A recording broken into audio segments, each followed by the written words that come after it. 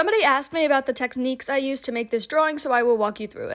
First off, here's everything I used to make that drawing. We have Artify skin tone markers, touch markers, Art Deco watercolor, and Grabby glitter gel pens. Shading and blush techniques, you can do this for pretty much any style of art and pretty much any media, including mixed media. How I do shading is usually I color the entire thing in one color, that is my base color. This drawing, I did that with the Art Deco watercolor.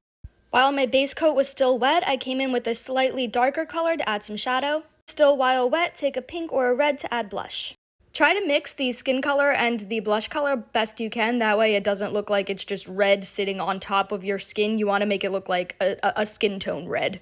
Once the watercolor dried, I came in with an Artify marker that is almost the same color as the base coat of watercolor to get those fine details such as the bone structure here in the collarbone. And I used a darker Artify marker to add shading and crispen the outer edges. I outlined everything with the Grabby gel pens, and I also used it as a highlight by putting some down and then smudging it out with my finger. You have to smudge it out immediately, otherwise it'll dry and you'll just have the lines. For the hair, I did the same watercolor shading as I did the skin, then I came in with these Touch Tong 9 Rigi, I probably said that wrong, markers to add in more shading and texture by doing quick little lines like this in the direction that the hair was growing.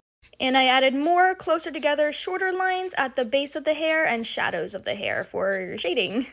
And lastly is the texture at the bottom here, which I also used the touch markers for. For the hair, I used the fine tip side, but for that texture, we're going to use the broad tip. For the blotting texture, you press the marker straight down repeatedly.